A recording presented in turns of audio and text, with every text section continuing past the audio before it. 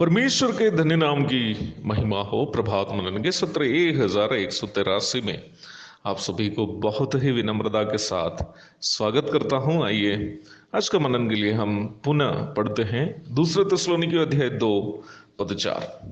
जो विरोध करता है और हर एक से जो ईश्वर या पूज्य कहलाता है अपने आप को बड़ा ठहराता है, यहां तक कि वो परमेश्वर के मंदिर में बैठकर अपने आप को ईश्वर ठहराता है। हम पिछले दिनों में ये मनन करते आ रहे हैं कि धर्म का त्याग अथवा अपोस्टेसी किस प्रकार उसकी चरम सीमा पर पहुंच जाएगा और जिसका नतीजा स्वरूप मसीह विरोधी संसार के ऊपर एक तानाशाह के रूप में उभर कर आएगा।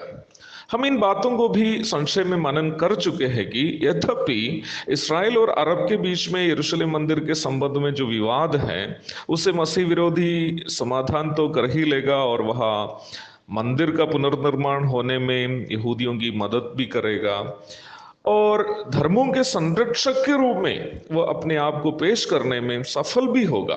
लेकिन अंत में सभी धर्मों के ऊपर ईश्वर या खुदा के रूप में वह अपने आप को ही ठहरा देगा। इसका मतलब वर्तमान में संसार में जो भी धर्म या मजहब है उसे शैतान इसलिए बढ़ावा देता है ताकि अंत में वो अपने आप को ही ईश्वर के रूप में पेश कर सके। यहाँ फंस जाने वाले केवल वही होगा जो इन तथाकथित धर्मों को मानते हैं।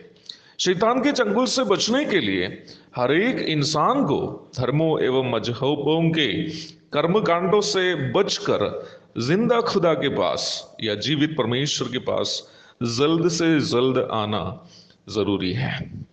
आइए आज हम ये मनन करने जा रहे हैं कि मसीह विरोधी किस प्रकार परमेश्वर के मंदिर में अपने आप को बिठाएगा। प्रकाशित वाक्य के 13वें अध्याय में हम इस घटना के जिक्र को देखते हैं।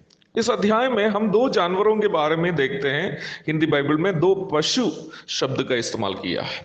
13वां अध्याय के 1 से 10 तक के पदों में हम पहला जानवर के बारे में देखते हैं और जो मसीह विरोधी को दर्शाता है। दानियल 7 की 8 और 21 पद से 24 पद तक उसी अध्याय के, अध्याय 8 के 23 से 25 तक, अध्याय 11 के 36 से 45 आदि पदों में भी निम्न विषय को आप देख सकते हैं।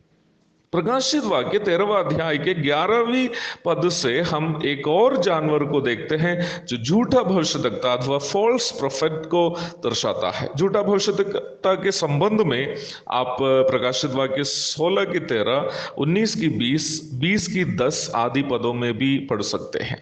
निम्न भागों से हमें यह जानकारी अवश्य मिलती है कि मसीह विरोधी एक राजनैतिक नेता तथा सैनिक अध्यक्ष होंगे और झूठा भविष्यद्वक्ता एक धार्मिक नेता होंगे। Antichrist will be a political and military leader and false prophet will be a religious leader. मसीह विरोधी का राजनैतिक तथा सैनिक पदवियों के बारे में समझने के लिए आप प्रकाशित वाक्य अध्याय 17 के 1 से 9 तथा 15 से 17 आदि पदों को भी पढ़ लीजिएगा। अब हम हमारा मुख्य विषय में वापस आते हैं। निम्न झूठा भविष्यद्वक्ता जो एक प्रबल धार्मिक नेता होंगे मसीह विरोधी को एक ईश्वरीय अवतार या गॉड्स इनकार्नेशन के रूप में समझने और उसका नमस्कार करने के लिए संसार की अगुवाई करेगा। प्रकाशित वाक्य 13 की 12 बड़े छिन्न तथा अद्भुत कार्यों को दिखाकर वह लोगों को भ्रमित भी करेगा और इस प्रकार दुनिया के गैर यहूदी लोगों को वह इन चिन्हों के द्वारा आकर्षित करेगा और दुनिया के लोगों से यह कहेगा कि वे मसीह विरोधी का एक मूर्ति बनाए और उसे यरूशलेम के नवनिर्मित मंदिर में प्रतिष्ठित करे। प्रकाशित वाक्य 13 की 14। प्रकाशित वाक्य 13 की 15वीं आयत के अनुसार मसीह विरोधी का यह प्रतिमा बात करने की क्षमता रखने वाली होगी। It will be a talking idol of Antichrist.